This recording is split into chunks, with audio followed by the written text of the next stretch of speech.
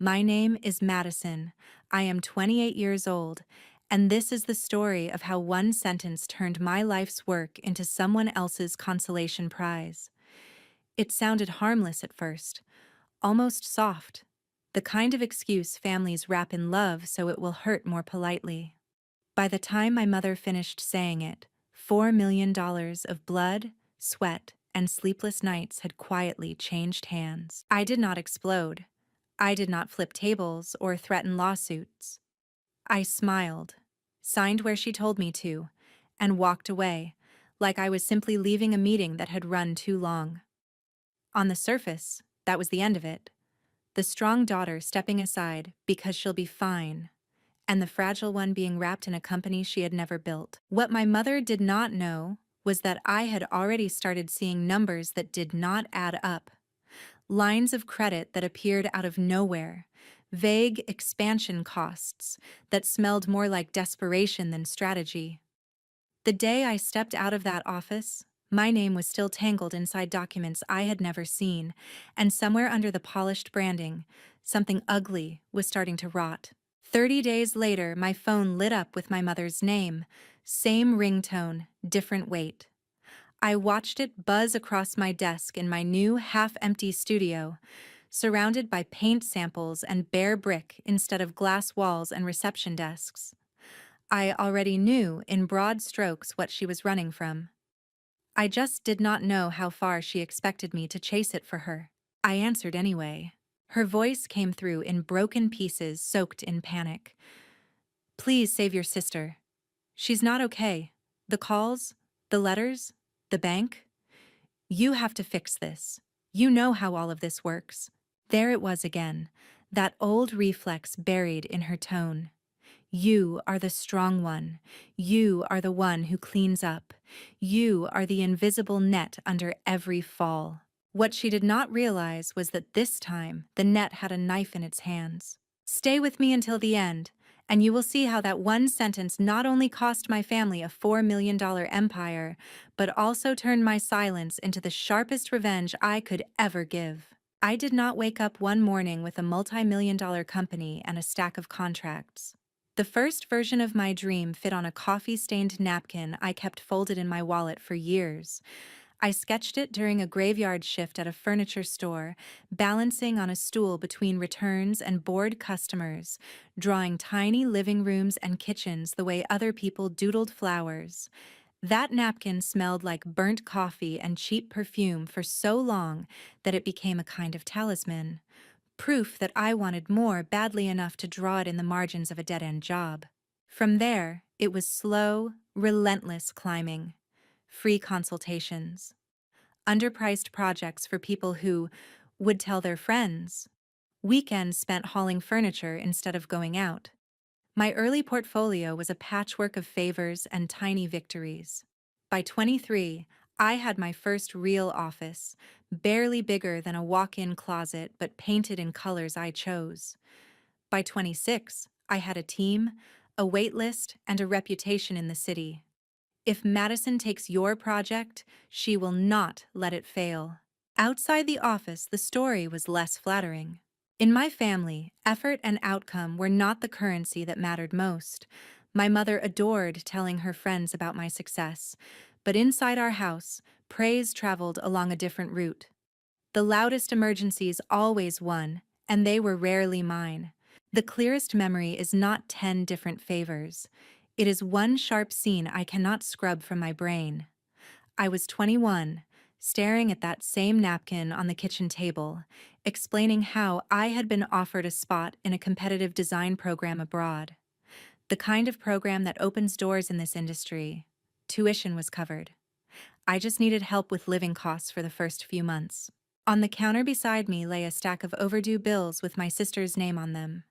Credit cards, car payments, things she called temporary problems, and my mother called life happens. My mother picked up the napkin, smiled at the sketch, and set it gently back down. "You are strong, Maddie," she said. "You will figure something out. Your sister, she needs more help. She has more on her shoulders." Strength should have been a compliment. In our house, it felt like a curse. The stronger I was, the easier it became to decide I could live without what they would never dream of denying her. I stayed. I did not go abroad.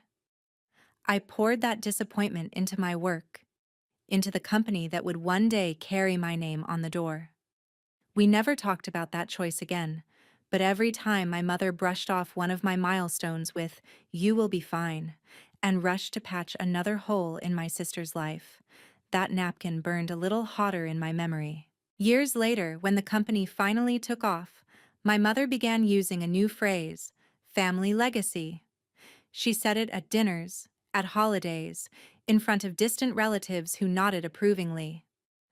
"We are building something that will stay in the family," she would say, as if we all agreed on what "we" meant. She saw the clients, the awards, the magazine spreads. She saw the bookings calendar that never seemed to have enough white space. What she did not see, or chose not to see, was the quiet arithmetic behind it all. Every project that landed because I stayed late, every relationship I built from scratch, every risk that succeeded because I backed it with my own reputation. People like to romanticize the idea of family business. It sounds warm, safe, wrapped in tradition. But if the definition of family shifts every time someone needs rescuing, what exactly are you building on? That question did not turn into words until the day my mother asked me to meet her at a restaurant and talk about the future of the business. At the time, I thought we were finally about to sit at the same table as equals. I walked in, wearing the blazer I had bought after signing my first seven-figure contract, the coffee-stained napkin tucked like a secret in my wallet. I had no idea that by the end of that meal the napkin would feel less like a symbol of my dream and more like evidence of a crime. The restaurant was one of those places with dim lighting and soft music, the kind of setting people choose for big news they want to dress in elegance. My mother picked it because you deserve somewhere nice, but it felt more like a stage than a celebration. She was already seated when I arrived, fingers wrapped around a mug of tea she had not touched. The steam had died. The tea had gone cold. That detail stuck with me later, a strange little mirror of everything else that was about to follow. "Look at you," she said as I sat down, eyes sweeping over my blazer, my laptop bag, the exhaustion I was trying to hide. "You have been working too hard." For a moment, I let myself believe we were on the same side. I started talking about the new hotel project, the potential for expansion, the way our inbox was overflowing. I laid out ideas for hiring, for refining our brand, for finally moving into a space that matched the scale of what we had become. She listened, nodding slowly, then placed her mug down with a soft clink that cut through my excitement. "I have been thinking about the future of the business," she said, echoing the words from her text. "About the family legacy." That phrase again. It floated between us like a rehearsed line. "I want it to be secure," she continued. "Stable, not so dependent on just one person." It took me a second to realize that one person was me. I talked about building systems, about training managers, about diversifying our client base. She shook her head gently, as if I had missed the point. "You are incredible at what you do," she said. "But you have always been the strong one. You do not need the same safety net as—" She hesitated, leaving the other name unspoken, but we both heard it. "There are people in this family who need security more." The air shifted. The room did not get colder, but it might as well have. She reached into her bag and pulled out a folder. Thick paper. Formal tabs. I knew that look. It was the same kind of folder I saw in investor meetings and contract signings. "These are the documents," she said. "We have been working with the lawyers. It will all stay in the family. The brand, the clients, everything. We are just shifting who carries the responsibility." I opened the folder. My name was everywhere, printed, embedded, threaded through clauses I did not recognize. Near the back, I saw a term that made my stomach tighten. Restructuring of control. Underneath it, a simple translation. I was no longer the owner. I was being offered a role as consultant if I wanted it. This makes no sense, I said, though my voice came out calmer than I felt. I built this. I took the risks. I am the one signing contracts at 2 in the morning while everyone else is asleep. And that is exactly why you will be fine, she replied. You know how to build. You have that gift. Some people do not. They need something already standing to keep them afloat. On the table between us sat her untouched mug, the surface of the tea reflecting the overhead light like a tiny, trembling mirror. My mind flicked back to our kitchen years before. That coffee-stained napkin, the way my dreams had been deferred so another crisis could be handled first. Same script, different props. An ugly thought slipped in. In this family legacy, who was actually the heir and who had just been doing the construction work? As I flipped through the pages, another detail pricked my attention. A new line of credit, approved recently, using company assets as collateral. The justification was vague. Future expansion and operational flexibility. It was the kind of phrase you use when you hope no one will ask where the money actually went. Why was I not told about this? I asked, tapping the page. She waved it off. Technical stuff. The lawyers handled it. You do not need to stress over every little financial detail. This is about what is best for the family. Best for the family. The words tasted sour. If this was really about all of us, why did it feel like I was the only one being asked to disappear? I could feel a laugh rising in my throat, brittle and sharp. For a second, I almost let it out. Instead, I shut the folder gently. So, the plan, I said, is that I hand over the company I built, step aside, and trust that this legacy will take care of people who never once stayed up with me to keep it alive.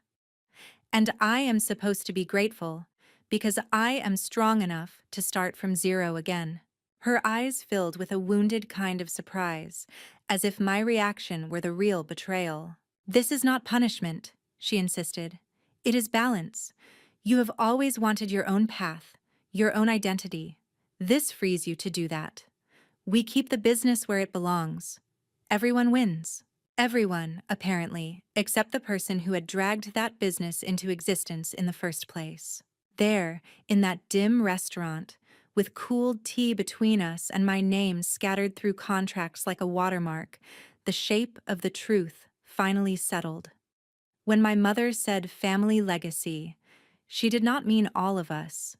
She meant the story she had been telling herself for years, the one where I was the dependable builder and someone else stood in the spotlight.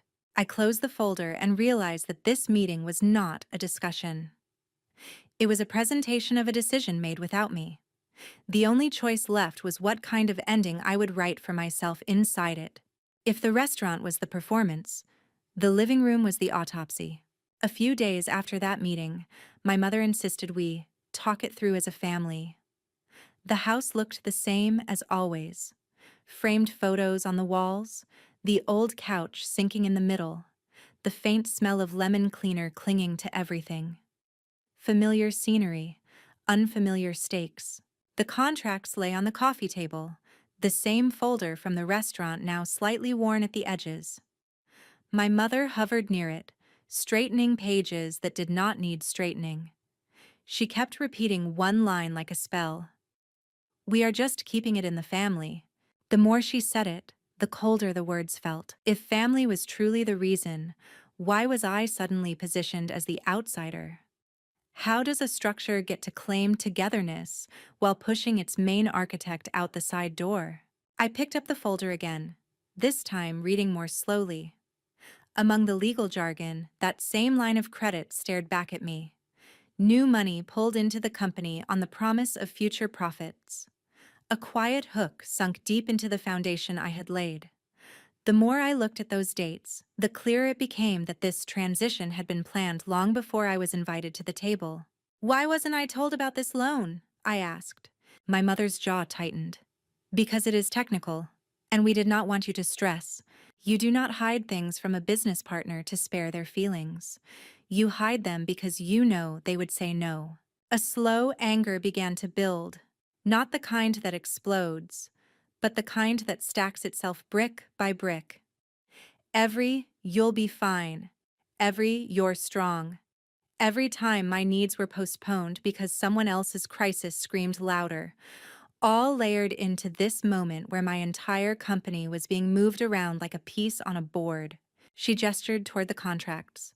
Sign, and this stays ours. Your work, your brand, everything you built remains in the family. That is what matters. The paradox was almost elegant. Family was both the justification for erasing me and the shield she held up when I flinched. If I resisted, I was attacking the very thing I had spent years telling myself I still half belonged to. I looked around the living room, at the photos of holidays where I had arrived late from job sites, covered in dust and apologies. In almost every frame, I was slightly off to the side, leaning in, half blurred. The center of the pictures was always the same: the louder stories, the messier crises, the people who needed more. A thought surfaced, quieter than the anger but heavier. If I signed, would I be participating in my own erasure? And if I refused, would I simply trade that erasure for a new identity? The ungrateful, selfish child who abandoned family over money? Some people think revenge starts with rage. For me, it started with a line I drew in my mind, thin and invisible, between what I owed them and what they had no right to keep demanding. My mother launched into another speech about sacrifice and unity, about how we must sometimes let go of what we love for the greater good. She spoke as if she, too, were losing something, as if the weight of all this was evenly distributed. But the numbers did not agree. The risk attached to that fresh line of credit did not agree. The way my name appeared on some documents, as if it had always been meant to slide quietly into a guarantor role, definitely did not agree. Revenge, I thought, might simply be the choice to stop participating in a story that consumes you without ever feeding you back. "Are you going to sign?" she asked, the softness in her tone starting to fray. I picked up the pen. The room felt too small, the air too thick, but my hand was steady. I signed the transfer that cut me off from the company I had built. I did not sign anything that placed me as a co-signer on the new debt. Those papers were not on the table. At least, not yet. As the ink dried, my mother let out a breath that sounded almost relieved. "You will see," she said. "This will be better for everyone." For everyone had always been a strangely selective category in this house. I walked out of that living room with my copy of the documents and a quiet promise folded under my ribs. I would not spend the rest of my life forgiving people who mistook my endurance for consent. If they ever tried to drag me back into the wreckage they were building without me, my answer would not be the one they were used to. At the time, I thought that promise was just a private oath. I did not know that within weeks, it would become the only barrier between me and a disaster carrying my name. The first time someone called my absence a power move, I was sitting across from Chad in a small cafe that smelled exactly like the furniture store where I had drawn my first designs. "Full circle," he joked. "Different table, same stubborn girl with too much ambition and not enough backup." "You walking away?" he said, stirring his drink. "Might be the loudest thing you have ever done." I snorted. "It felt more like collapsing in private." He shook his head. "You are underestimating the silence. They have spent years assuming you will rush in whenever they shout. This time, you did not. That is not nothing." He was right, but I did not fully understand how right until we started rewinding how we had gotten there. Rewind a few weeks. The official announcement about the transition went out on the company website and social media. A polished photo of my mother and my sister in one of our showcase projects, all smiles and soft lighting. The caption called it an exciting new chapter in our family business. I was mentioned in a single line: "Madison Gray will be stepping back to pursue personal creative ventures." Stepping back. Like I had simply decided to take a long vacation. I tried to look away, to focus on my empty new studio instead. Bare walls, rented desks, a handful of sample boards leaning against the brick. But the internet does not care what you are trying to ignore. Clients started messaging. One long-term client texted, "Hey, are you still involved there? Something feels off." Another wrote, "We signed based on your name. Now no one answers emails. Are you okay?" Their words braided frustration and loyalty in a way that hurt and healed at the same time. My instinct was to rush in, fix things behind the scenes, preserve the brand I had built even if my name was no longer on the door. That instinct was exactly what had been exploited for years. So instead of crawling back, I answered honestly but carefully. I had left. I was starting over. I wished them the best, but if they wanted my work, it would have to be with my new studio. On my terms. Some drifted away. Some said they would think about it. Some came back within days, angry after missed deadlines and broken promises, suddenly more willing to follow the person who had built the results they loved rather than the label that now framed them. The more stories I heard, designs half finished, budgets blown, calls dodged, the clearer it became. My absence was not a small gap. It was a sinkhole. Then came the whispers about money. A supplier mentioned that invoices were going unpaid. A contractor complained that checks arrived late and light. No one had proof of anything illegal, but the pattern was familiar. Overpromising, overspending, assuming someone else would bail them out. It was in that growing storm that Chad dragged me out for coffee. He had known me since my first apartment makeover, when I was still charging barely more than cost and praying someone would like the result enough to tell their friends.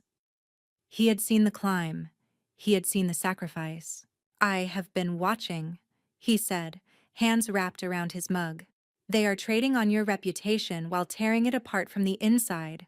How long are you going to let them use your shadow to cover their mess?" I stared at the table, at the thin ring his cup had left on the wood. What am I supposed to do? Run back and offer free consulting? No, he said sharply. You build something new, and you make it so good that anyone paying attention can see exactly where the real talent went. He leaned back, studying me. They wanted the shell of your company without the substance. Let them have it. You take the substance and start again. There it was, laid out more clearly than I had dared to think it. Absence turned into a weapon, not by attacking them directly, but by creating something they could not fake. "Feels petty," I muttered. "Feels accurate," he corrected. "Besides, is it punishment if all you are doing is showing the truth?" That question lodged somewhere deep. If success naturally exposed the people who had tried to steal its source, was that revenge, or just gravity finally doing its job? Within a week of that coffee, I signed the lease on the industrial loft that would become my new studio. High ceilings, exposed brick, terrible lighting at first. It did not look like much. It looked like freedom.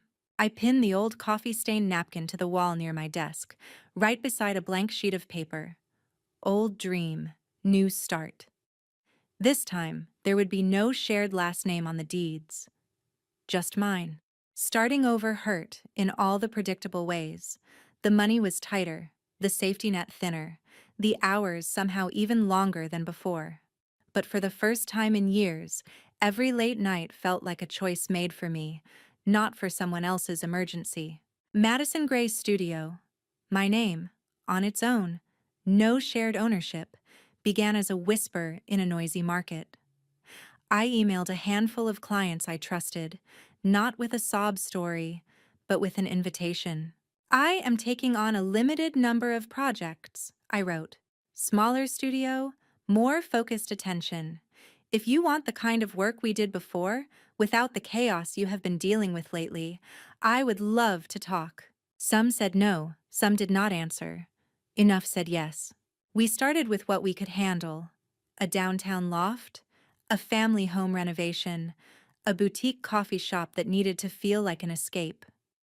I documented everything, before and after reels, time lapses of paint rollers and lighting installations, short clips of clients crying happy tears when they saw their finished spaces. On social media, I never mentioned my old company by name. I did not have to. Comments filled the gap. So this is where the magic went. No wonder the other place feels different now. Explains why our last project crashed and burned.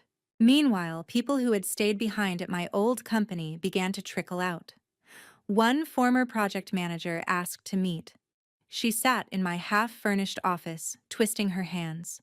"They keep using your name in meetings," she said, "telling clients you are still in the background, blessing everything. But they are cutting corners, missing deadlines, and now there are rumors about money. It feels wrong.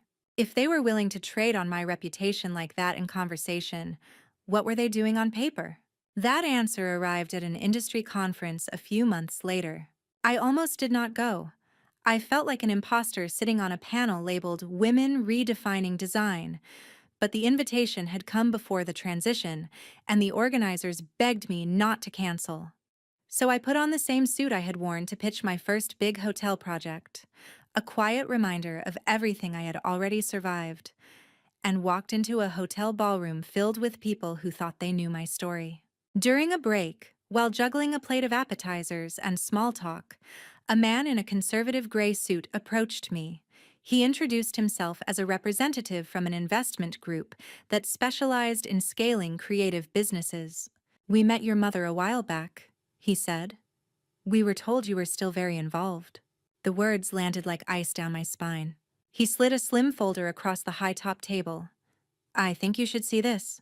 Inside were financial statements, contracts, and one document that made my skin crawl. A sizable line of credit, approved after my step back, listing my old company as borrower and, on the guarantor line, my name. My signature floated above the date, neat and confident. I knew instantly that it was not mine. It was close. The loops were similar. The slant was almost right. But there was a stiffness in the flourish, a practiced attempt instead of a muscle memory. Whoever had signed it knew my handwriting well enough to mimic it, just not well enough to inhabit it. My heart thudded in my ears, but my voice stayed even. "Where did you get this?" I asked. "From your mother," he said. "She spoke at length about keeping the business in the family, how you would always be there to guarantee its future. The numbers since then have been concerning. Missed payments, creative accounting. When we started digging, some of us wondered if you even knew this existed." The world narrowed down to the paper in my hand, that forged promise binding me to debts I had never agreed to. In that moment, any remaining illusion that this had been a misguided but loving transition died. This was not simply favoritism or bad judgment. This was fraud, wrapped in the language of family. "I had no knowledge of this loan," I said. "I did not sign this. I left before these papers were drawn up." He watched my face closely, then nodded like he had just confirmed a hypothesis. "We suspected as much," he replied. "There is going to be a meeting with the other investors and the board. We need clarity. We would like you there." As he spoke, a strange calm settled over me. For years, my strength had been used as a justification to assume I would absorb every blow quietly. Now that same strength was going to pull everything into the light. On the flight home from that conference, I stared out the window and thought about the equation that had been running in the background of my life. They used my name to build credibility, my work to attract clients, my resilience to excuse every unfair decision. If they were willing to forge my signature to secure more money, what else had they told themselves they were entitled to? If they had borrowed my identity to keep their house standing, was it really cruel to build my own house higher and let theirs collapse under the weight of its own lies? By the time my mother called begging me to save my sister, the damage was already done. What she did not know was that I had just walked out of a boardroom where every lie they had wrapped in family had been stripped to its bare, ugly numbers. The meeting took place in a glass-walled conference room 20 floors up. The city spread out beneath us like a reminder that reputations can look solid from far away, even while they crumble up close. Around the table sat investors, a few key clients, and two lawyers who radiated the kind of quiet that makes people confess. At the far end sat my mother and my sister, both looking smaller than I had ever seen them, dressed in outfits that tried too hard to say, "in control." The man from the conference opened the meeting. He projected copies of the forged loan documents on a screen, the black curve of my faked signature magnified for everyone to see. "We are here to resolve a discrepancy," he said. "These loans were acquired under the claim that Madison Gray remained an active guarantor of this company's obligations. She says she was not informed, did not consent, and did not sign." All eyes turned to me. I spoke once, clearly, calmly. I explained when I had left, what I had signed and what I had not. I described how I had discovered the forgery. I did not speculate about motives. I did not accuse anyone by name. I simply placed the facts on the table like evidence. When I finished, the room shifted its attention to my mother. At first, she did what she always did, reached for charm. She talked about miscommunication, about assuming Madison would always be part of us, about a family misunderstanding blown out of proportion. But charm does not balance books, and sentiment does not correct ledgers. The lawyers asked who had instructed the documents to be drawn up. They asked who had signed them. They asked where the money had gone. That last question was the one that gutted the room. A depressing amount of the loan was not in the business at all. It had been siphoned into things labeled as client relations and operational retreats that looked a lot like private school tuition, luxury vacations, and a new SUV. The rest had been thrown at sloppy expansions and overstaffing, decisions made with the confidence of people who believed that if things went wrong, someone stronger would step in and fix it. At one point, my sister tried to speak. "We thought Madison would not mind," she said. "She always said we were in this together." That was the closest anyone came to admitting what they had done. They had taken my past willingness to sacrifice and turned it into a blank check. The investors did not take it well. By the end of the meeting, their decision was clear. Funding was being pulled.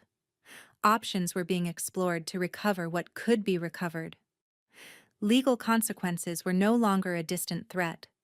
They were a pending reality. I left that room with two things: freedom from a debt that had almost been hung around my neck, and a front-row view of the collapse that was now unstoppable. I had not pushed the building over. I had simply stepped away from the wall they had leaned too hard against. Which brings us back to the phone call. It came 2 days later, just after I finished a walkthrough on a new project. I was back in my own studio, surrounded by sample boards and the hum of a team that trusted me because I had never used their names on anything they did not consent to. My mother's name flashed on the screen. I almost let it go to voicemail. Almost. When I answered, her voice was shredded. "They are shutting us down," she sobbed. "The bank, the investors, everyone. Your sister is falling apart. She is having panic attacks. She barely sleeps. She keeps saying it is all over. We could lose the house. Please, you have to help. If you come back, if you take over, if you talk to them, maybe they will give us another chance." In the background, I could hear someone crying harder, the choked, desperate sound of a person who has just realized the cliff they thought was a step. There was a time when that sound would have yanked me out of my own life without hesitation, when I would have driven over with a laptop and a plan, ready to carry everyone on my back again. But I had just watched a room full of people read through proofs of how my name had been used without my permission. I had just heard my sister say, with her own mouth, that she had assumed I would not mind. My mother's plea twisted the story the way she always had. We were not talking about fraud and stolen identity anymore. We were talking about family, about your sister, about the kids, about every emotional lever that had ever been pulled to turn my strength into a resource they were entitled to. For a moment, guilt and fury fought for space in my chest. Then something quieter prevailed. Clarity. You told them I was behind the loans, I said. You used my name to get money I never agreed to. And now you want me to step in and make it all go away. She sniffed, defensive even through tears. We thought you would understand. We did it for the family, for stability. You are successful now, you can handle this. She cannot. There it was, the old script in its rawest form. Your strength is our safety net. Mom, I said, you once decided that what I built belonged to someone else because you thought she needed it more. You called it fairness. You called it love. Then you used my name to keep that decision afloat. You did not ask. You assumed. And now that it is sinking, you are asking me to drown with you so you do not have to face the bottom alone. Silence stretched down the line. In it, I could hear every moment I had let myself be cast as the reliable one, the fixer, the one who would always come home when summoned. You would really let your own sister lose everything? She whispered. In another version of this story, that question would be the breaking point. I would rush in. I would negotiate with banks, take on debt, hire lawyers, fold my sister into my studio, tell myself that martyrdom was the same as loyalty. In this version, the one I am finally writing for myself, that question exposed a different truth. Every time I saved them from the consequences of their choices, I taught them they never had to change. I am not making her lose anything, I said. She did that when she took what was mine and spent money that was not hers, assuming my name would absorb the hit. You helped. I am just choosing not to be the shield this time. She began to cry again, softer now, like she finally understood that her usual tools were not working. So you will not help, she said. I will not take on her debt, I replied. I will not sign anything. I will not bring her into my company. I will text you the number of a lawyer who can help you negotiate, and a therapist who can help her survive this without destroying herself. Those are the only lifelines I am offering. You have become cruel, she whispered. Maybe that is what it looked like from where she stood. The source of every last-minute rescue suddenly stepping back, arms crossed. From where I stood, in a studio I had rebuilt from nothing twice now, it felt less like cruelty and more like finally returning the weight of their choices to the people who had made them. After I hung up, I stood for a long time in front of the wall where I had pinned that old coffee-stained napkin years ago. Next to it was a new sketch, a much larger space we were about to renovate, a project that would push my studio into a new league. The napkin no longer felt like evidence of a stolen dream. It felt like the first page of a story that had taken a long, brutal detour through betrayal and back again to something I should have claimed sooner. My own worth, independent of who needed me more. People like neat morals, so here is the closest thing I have to one. My mother once justified giving away my company with one sentence that turned me into background support for someone else's life. That sentence opened a door that led straight into financial lies, legal collapse, and a phone call she never imagined I would answer with anything but rescue. In the end, I did not scream. I did not sue them into oblivion. I did not burn their house down. I did something far worse in their eyes. I let them live in the truth they had built, and I walked forward into a life where being strong no longer meant being available to be used. If it were you, standing between the family that always assumed you would save them and the future you had finally carved out for yourself, would you have chosen rescue or release?